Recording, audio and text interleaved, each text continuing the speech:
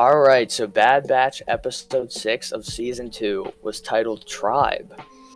And we start out the episode with the Marauder flying towards this space station, which I think the space station and the planet that it was by looked very cool, just aesthetically. Thought that was very cool. I labeled it spaceport. I don't know, I don't know. They didn't say the name of it. I kind of was hoping they would, but they never said the location or anything. We land in the spaceport, and Hunter talks about how the Vanguard Axis is very dangerous, and they're known for their illegal smuggling operation. And we later find out the Vanguard Axis is like a droid gang, basically. Oh, yeah. I wonder who controls them, because I don't know if they're self-operated. I don't know. That would be pretty cool. They might be self-operated. I think there's stuff in Legends where droids somehow override their owner's system and do their own thing. Yeah. I can't think of any specific examples off the top of my head. But, looking at the droids, though, I had one thing. In the Han Solo movie with Lando, his droid. Right. It looks like L3, doesn't it? Yeah, I didn't think of that until you just said the Solo movie, and it popped in my head. It's a good catch. Yeah. Go on. The gang is there to sell forgery credits or something. It looks like something that which Tech is supposed made to himself. Get past the Empire. Yeah, basically just a fake dollar bill in our world, basically. Yeah.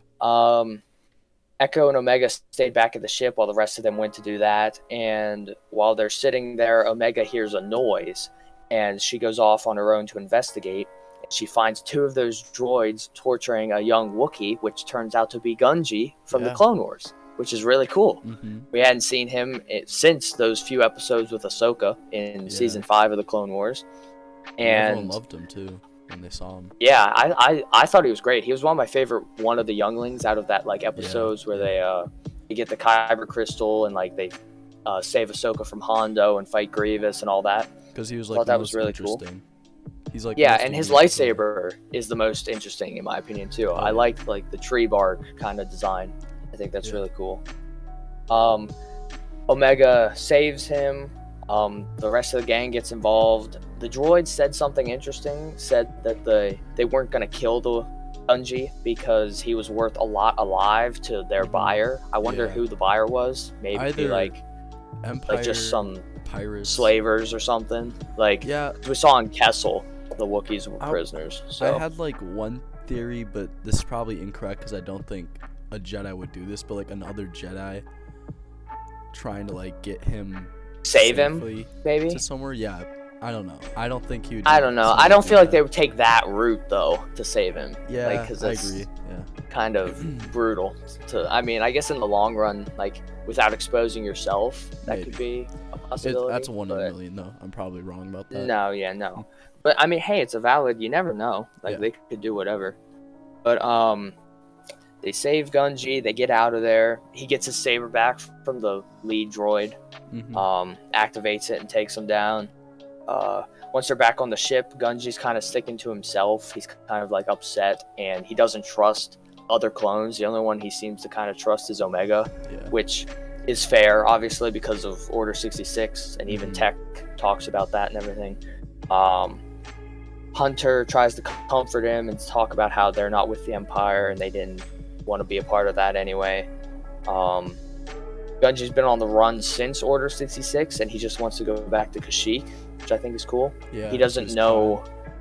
but he doesn't know the tribe because, the Jedi take the younglings when they're so little that they don't, they can't remember anything. So he just remembers it from his dreams, he says. So I thought that was really cool. Yeah. They get to Kashyyyk, and they can see that there's heavy smoke and deforestation, which I really like. That's kind of...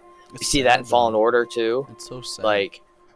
It really is, but it shows how the Empire's taken over and everything. I really like the world building. We were just talking about that in the last episode, that we wanted that. So I like that they're kind of diving into that, and we see more of it like we did in Fallen Order. Yep. Let's see here. So they start walking through the forest, and they run into spider web looking stuff, and I thought it was gonna be the spiders from the game from Fallen Order, but it wasn't. Yeah. The subtitles said they were like Something Kinrass from or KOTOR. Kinrace. Yeah, I recognize them from KOTOR, but I don't know how to pronounce it exactly. But it's Kinraths, Kinrass or Kinrace or I don't know. It's something like that. It reminded me. Oh, you go on though.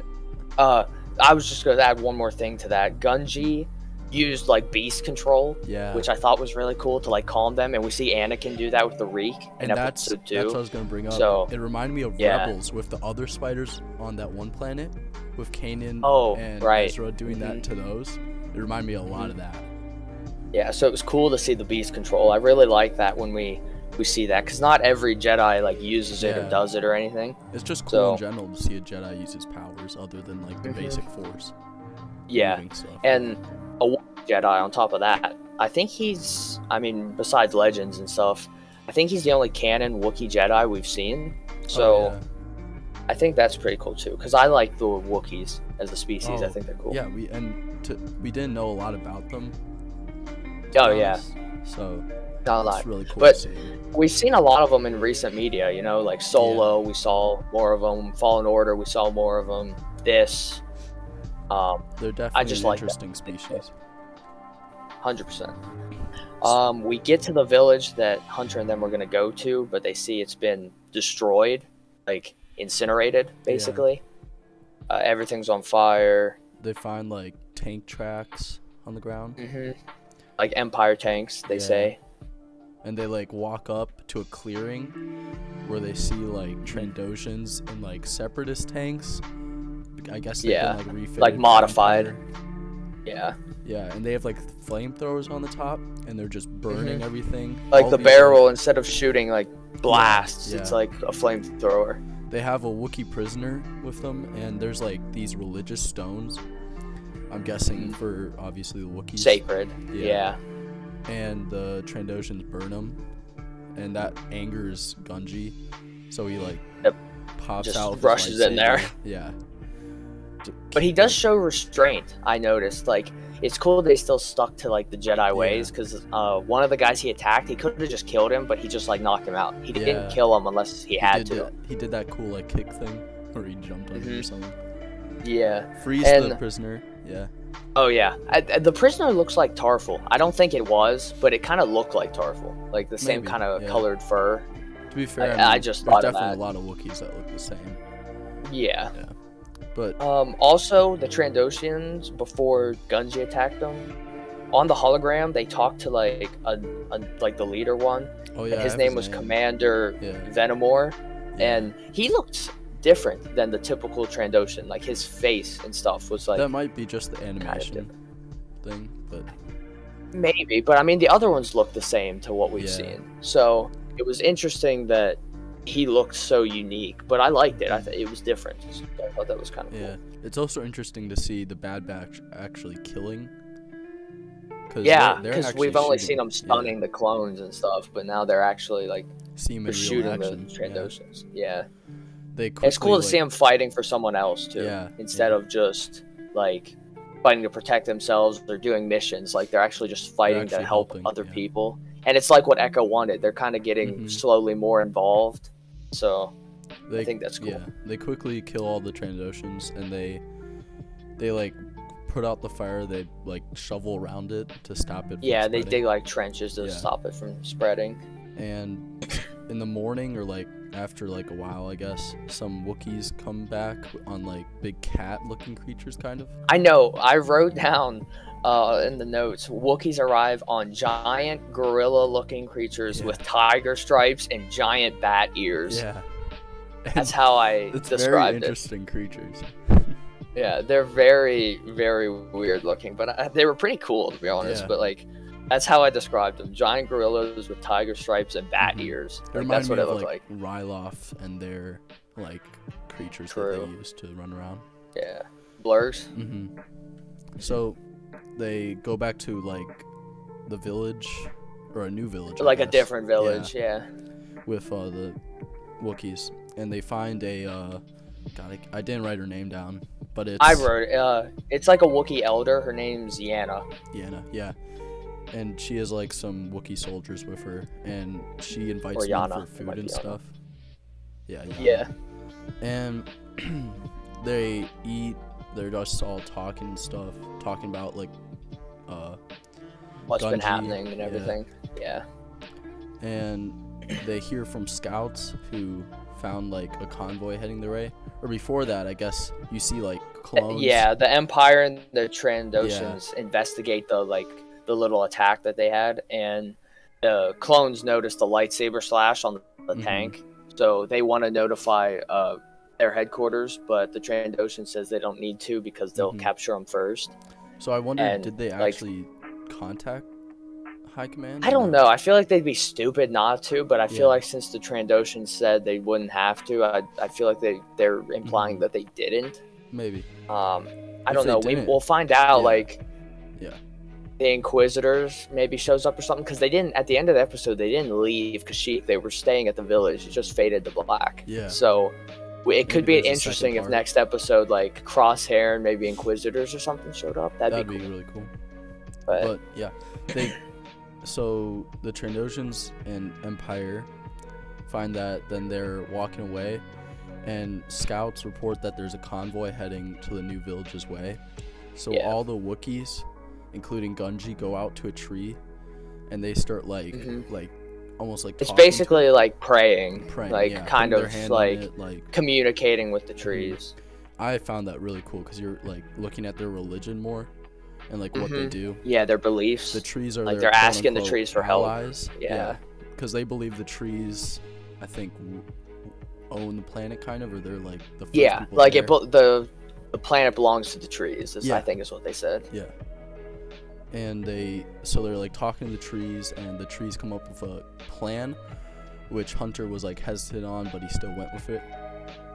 Yeah, I mean, might as well. Like, the Wookiees know how to survive there, so. Yeah. And the plan was to draw them into the nest of like the Kinrass or the Kinrace or whatever, which I thought was smart. I like that came back into play later. So.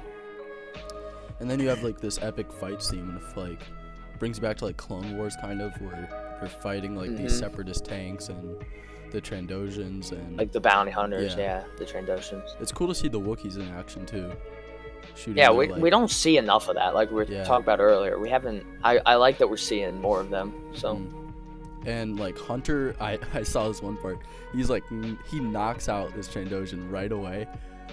Oh right, yeah, right. If the guy opens the hatch and comes up. Just punches him and knocks him out. That has to be hard because like, aren't Trandoshans put up a fight against a Wookiee? Yeah, they're strong species. So Hunter's strong to like be able to one punch him.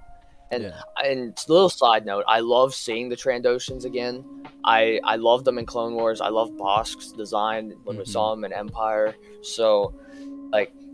I love the whole arc in Clone Wars where Ahsoka gets taken to that island with the other like younglings or the Padawans, and they have to fight, and they meet Chewbacca there and everything, and it's like them versus the Trandoshans.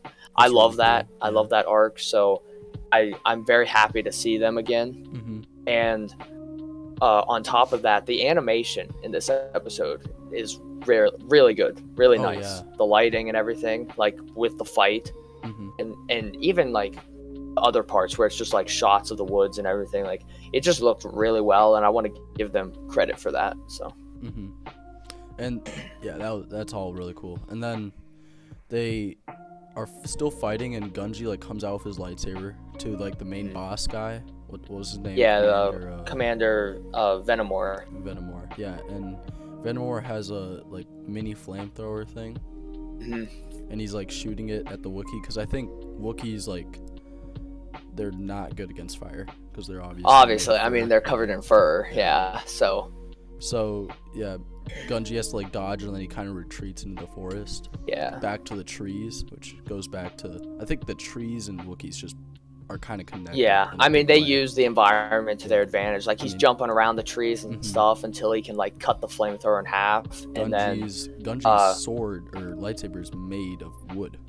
Of the bark, So I really, it ties in with his heritage, kind of, you know. Like in our world, it'd be like someone from some culture like having some memory or something, you know? I believe like when item. he was making that lightsaber, the droid making it said that wood was like the strongest wood. Yes, Yeah. you're right. I remember that. Yeah, now you say that, I remember that. So that's pretty cool. Yeah, and so when they're fighting, the Kinrace come down and they first look at Gunji, but Gunji like deactivates his lightsaber and shows that they're not that he's not a threat, because in the beginning, he told the rest of the Bad Batch that said as long as you show them that you're not a danger or anything, they won't attack. So he deactivates his lightsaber and takes a step back. So then they turn around to Venomore, and Venomore just starts punching them and attacking them. So of course they attack him, and they like tie him up in like the web, like a spider web, and they just like drag him up into the trees. And Gunji was like looking at that, and he was kind of like, he didn't really like it, to be honest. No, I thought Gunji might save him for a second, because it's like kind of cruel, but he's a very peaceful Jedi. I love him. He's like, he reminds me a lot of like, kind of like Qui-Gon Jinn, to be honest. He's very wise. I like a young, very young, not wise, version. But like restraintive and stuff. Yeah, and so I thought he was gonna save him again for a second, but he lets them go. He lets the creatures take them. So after the battle, they go back to that village, and Hunter's talking with the elder, and he tells her that like they're just kids talking about Gunji and Omega, because they're over like playing together, and he was like, they're just kids, but they can't be kids. And the elder gives a very inspiring quote that Tech translates, and I wrote them down here. They're the last two lines of the episode, basically. And it says, "When a young one leaves, the trees weep, but when they return, the trees sing. As this child has found his new home, perhaps one day we will all find a new path." And then Hunter responds, "Hopefully, one far away from war," and then it fades away to black. And I think that is really cool. And it's kind of sad in a way if you think about it, because they're just kids. Like they're waiting for the war to end. They're trying to escape the war, but we as viewers know this war lasts for such a long time. Like, it's not gonna end. So I don't know what's gonna happen to the Bad Batch, because we never see them later. So us as viewers knowing that Kashyyyk is like doomed, is just so sad to see, because you see like these fighting like native Wookiees, and they're all gonna like die, even though they're putting up their best fight. Like, it truly is sad, and it shows how evil the Empire really is.